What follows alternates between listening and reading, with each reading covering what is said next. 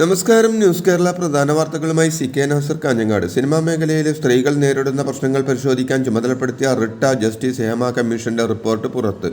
അടിമുടി സ്ത്രീ വിരുദ്ധതയാണ് മലയാള cinema മേഖലയിലുള്ളതെന്നാണ് report പറയുന്നത്. അവസരത്തിന് വേണ്ടി വിട്ടുവീഴ്ച ചെയ്യേണ്ട സ്ഥിതിയാണ് സ്ത്രീകൾക്കെന്ന് പറയുന്ന റിപ്പോർട്ടിൽ മേഖലയിൽ വ്യാപകമായി ലൈംഗിക ചൂഷണം നടക്കുന്നുവെന്നും ഒന്നിലധികം പേർ മൊഴി നൽകിയിട്ടുണ്ട്. അതിക്രമം കാട്ടുന്നവരെ സംരക്ഷിക്കാനും ചൂഷണം ചെയ്യാനും പ്രധാന താരങ്ങളടക്കമുണ്ടെന്നും ഏജന്റുമാരും മേഖലയിൽ ലൈംഗിക ചൂഷണത്തിനടക്കം പ്രവർത്തിക്കുന്നുണ്ടെന്നും റിപ്പോർട്ട് പറയുന്നു. വഴിവിട്ട കാര്യങ്ങൾ ചെയ്യാൻ നിർമ്മാതാക്കളും സംവിധായകരും നിർബന്ധിക്കുന്നുവെന്നും സഹകരിക്കാൻ തയ്യാറാകാത്തവർക്ക് അവസരം നിഷേധിച്ച് ഒഴിവാക്കുന്ന രീതിയാണ് മലയാള സിനിമാ രംഗത്തുള്ളതെന്നും റിപ്പോർട്ട് പറയുന്നു. 233 പേജുള്ള ജസ്റ്റിസ് ഹേമ കമ്മിറ്റി റിപ്പോർട്ടാണ് ഇന്നലെ പുറത്തു വന്നിരിക്കുന്നത്. ഇതിൽ ആളുകളുടെ സ്വകാര്യതയെ ബാധിക്കുന്നതും ആളുകളെ തിരിച്ചറിയുന്നതുമായ വിവരങ്ങൾ പൂർണ്ണമായി ഒഴിവാക്കിയിട്ടുണ്ട്. ഷൂട്ടിംഗ് സൈറ്റുകളിൽ മദ്യവും ലഹരിമരുന്നും കർശനമായി വിലക്കണമെന്നും സിനിമയിൽ പ്രവർത്തിക്കുന്ന വനിതകൾക്ക് നിർമ്മാതാവ് സുരക്ഷിതമായ താമസ യാത്രാ സൗകര്യങ്ങൾ നൽകണമെന്നും ക്രിമിനൽ പശ്ചാത്തലമുള്ളവരെ ഡ്രൈവർമാരായി നിയോഗിക്കരുതെന്നും വനിതകളോട് അശ്ലീലം പറയരുതെന്നും തുല്യ പ്രതിഫലം നൽകണമെന്നുമാണ് തുടങ്ങിയ വിവിധ നിർദ്ദേശങ്ങളാണ് കമ്മിറ്റി മുന്നോട്ട് വച്ചിരിക്കുന്നത്. ഹേമ കമ്മിറ്റി റിപ്പോർട്ട് പുറത്തുവിടുന്നതിനെതിരെ നടി രഞ്ജിനി നൽകിയ ഹർജി ഹൈക്കോടതി നേരത്തെ തള്ളിയിരുന്നു. സിംഗിൾ ബെഞ്ചിനെ സമീപിക്കാമെന്ന് ഹൈക്കോടതി നടിയോട് പറഞ്ഞു. ഇന്ന് തന്നെ സിംഗിൾ ബെഞ്ചിനെ സമീപിച്ചാൽ കേസ് ഇന്ന് തന്നെ പരിഗണിക്കുമെന്നും ഡിവിഷൻ ബെഞ്ച് വ്യക്തമാക്കിയിരുന്നു. വയനാട് ദുരന്തബാധിതരുടെ വായ്പയ്ക്ക് 1 വർഷത്തെ മൊറട്ടോറിയം പ്രഖ്യാപിച്ചു. തിരുവനന്തപുരത്ത് ഇന്നലെ ചേർന്ന സംസ്ഥാനതല ബാങ്കേഴ്സ് സമിതി യോഗത്തിലാണ് തീരുമാനമുണ്ടായത്. അതേസമയം വായ്പ എഴുതിത്തള്ളുന്നതിൽ അതാത് ബാങ്കുകൾക്കാണ് അന്തിമ തീരുമാനമെടുക്കേണ്ടത്. വായ്പ പൂർണ്ണമായും എഴുതിത്തള്ളണമെന്ന തീരുമാനമെടുക്കാൻ സമിതിക്ക് അധികാരമില്ല. കൃഷിയിടങ്ങളും കൃഷിയും നശിച്ചവരുടെ വായ്പ എഴുതിത്തള്ളാൻ സമിതി ബാങ്കുകളോട് നിർദ്ദേശിച്ചു. 12 ബാങ്കുകളിലായി 3220 പേർ 35.32 കോടി രൂപയാണ് വായ്പ എടുത്തിട്ടുള്ളത്. ഇതിൽ 2460 പേർ എടുത്തിട്ടുള്ളത് കൃഷി വായ്പയാണ്, അതായത് 19.81 കോടി രൂപയാണ്. 245 ചെറുകിട സംരംഭകർ എടുത്തത് 3.4 കോടി രൂപയുടെ വായ്പയാണ്. വയനാട്ടിലെ ദുരന്തബാധിതരുടെ വായ്പകൾ പൂർണ്ണമായും എഴുതിത്തള്ളണമെന്ന് മുഖ്യമന്ത്രി പിണറായി വിജയൻ പറഞ്ഞു. പലിശ ഇളവ്, തിരിച്ചടവിനുള്ള കാലാവധി നീട്ടൽ ഇതൊന്നും പരിഹാര മാർഗമല്ലെന്നും ദുരന്തം നടന്ന പ്രദേശത്തെ മുഴുവൻ കടങ്ങളും പൂർണ്ണമായും എഴുതിത്തള്ളണമെന്നും മുഖ്യമന്ത്രി പറഞ്ഞു. കടബാധ്യത സർക്കാർ ബാധ്യതയെ ഏറ്റെടുക്കേണ്ട അവസ്ഥയില്ലെന്നും ബാങ്കുകൾ തന്നെ അത് വഹിക്കണമെന്നും ബാങ്കുകൾക്ക് താങ്ങാവുന്ന തുക മാത്രമേ വായ്പ ഇനത്തിലുള്ളൂവെന്നും SLBC യോഗത്തിൽ മുഖ്യമന്ത്രി വ്യക്തമാക്കി.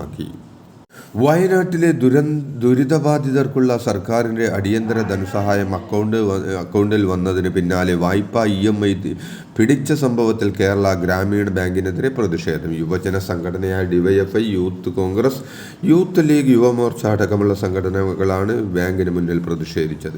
ദുരിതബാധിതരുടെ പണം അക്കൗണ്ടിൽ നിന്നും പിടിച്ച ബാങ്ക് മാനേജർ മാപ്പ് പറയണമെന്ന് DYFI ആവശ്യപ്പെട്ടു.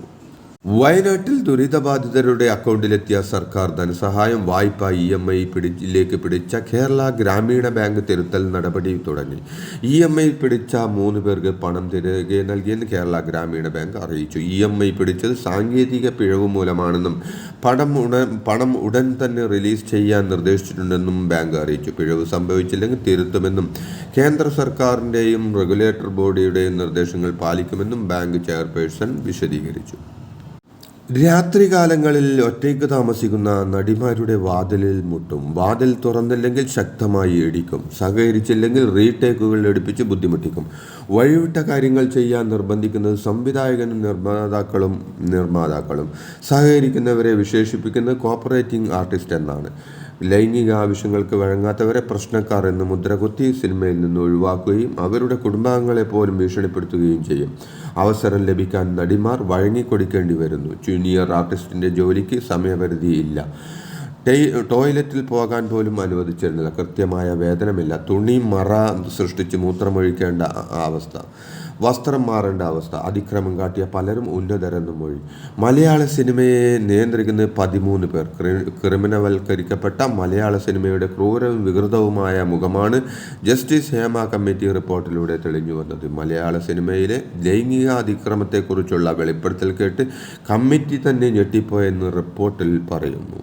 ഹേമ കമ്മിറ്റി റിപ്പോർട്ടിന്റെ പുറത്തു വന്ന ഭാഗം ഞെട്ടിക്കുന്നതാണെന്ന് പ്രതിപക്ഷ നേതാവ് VD സതീശൻ പറഞ്ഞു. ലൈംഗിക ചൂഷണവും ക്രിമിനൽ വൽക്കരണവും അരാജകത്വവും സിനിമാ മേഖലയിൽ നടക്കുന്നത് ഞെട്ടിപ്പിക്കുന്ന കാര്യമാണ്. ചൂഷണം വ്യാപകമാണ് എന്നാൽ റിപ്പോർട്ടിലൂടെ വ്യക്തമാകുന്നത്. 4.5 വർഷം സർക്കാർ എന്തുകൊണ്ടാണ് റിപ്പോർട്ട് പുറത്തു വിടാതെ ഇരുന്നത് എന്നും VD സതീശൻ ചോദിച്ചു. ഇത്രയും വലിയ സ്ത്രീ വിരുദ്ധത നടന്നിട്ട് ആരെ രക്ഷിക്കാനാണ് മുഖ്യമന്ത്രി ശ്രമിച്ചതെന്നും വ്യക്തമാക്കണമെന്നും പ്രതിപക്ഷ നേതാവ് ആവശ്യപ്പെട്ടു. ഹേമ കമ്മിറ്റി റിപ്പോർട്ട് പ്രസിദ്ധീകരിക്കാൻ വൈകിയത് സർക്കാരിൻ്റെ കുറ്റമല്ലെന്ന് മന്ത്രി സജി ചെറിയാൻ പറഞ്ഞു. താൻ മന്ത്രിയായി 3.5 വർഷത്തിനിടയ്ക്ക് ഒരു നടിയുടെയും പരാതി കിട്ടിയിട്ടില്ല. WCC പോലുള്ള സംഘടന ചില കാര്യങ്ങൾ ശ്രദ്ധയിൽപ്പെടുത്തി. ഹേമ കമ്മിറ്റി റിപ്പോർട്ടിൻ്റെ പൂർണ്ണരൂപം വായിച്ചിട്ടില്ല. ശുപാർശ മാത്രമാണ് കണ്ട് പുറത്തുവിടാത്ത ഭാഗം വായിച്ചിട്ടില്ലെന്നും സജി ചെറിയാൻ പറഞ്ഞു.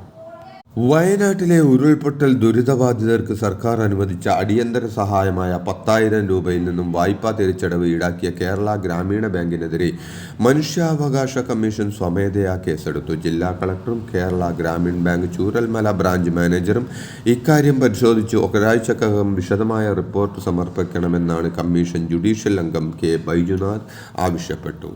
സംസ്ഥാനത്ത് ഇന്ന് 4 ജില്ലകളിൽ ഓറഞ്ച് അലർട്ട് പ്രഖ്യാപിച്ച് കേന്ദ്ര കാലാവസ്ഥാ വകുപ്പ്. പത്തനംതിട്ട, കോട്ടയം, എറണാകുളം, ഇടുക്കി ജില്ലകളിലാണ് കേന്ദ്ര കാലാവസ്ഥാ വകുപ്പ് ഓറഞ്ച് അലർട്ട് പ്രഖ്യാപിച്ചത്. ഒറ്റപ്പെട്ട ഇടങ്ങളിൽ അതിശക്തമായ മഴയ്ക്കുള്ള സാധ്യതയാണ് പ്രവചിച്ചിരിക്കുന്നത്.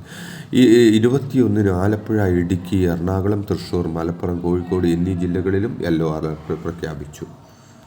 ഇന്ന് ശ്രീനാരായണ ഗുരു ജയന്തി. ഗുരുദേവന് പ്രണാമമർപ്പിച്ച് കേരളം കണ്ട ഏറ്റവും വലിയ സാമൂഹിക പ്രവർത്തകനും പരിവർത്തകനും നവോത്ഥാന നായകനും ആയിരുന്ന ശ്രീനാരായണ ഗുരുവിൻ്റെ 170ാമത് ജയന്തി ലോകമെമ്പാടും ഇന്ന് ആഘോഷിക്കും. ആസാം ഗുവാഹത്തി സ്വദേശിയായ തപോഷ് ബസുമതാരി വയനാട് ജില്ലാ പോലീസ് മേധാവിയായി ചുമതലയേറ്റു. 2019 ബാച്ചിലെ IPS ഉദ്യോഗസ്ഥയാണ് തപോഷ്. ഇതോടെ ഇന്നത്തെ പ്രധാന വാർത്തകൾ സമാപിച്ചു. നന്ദി, നമസ്കാരം.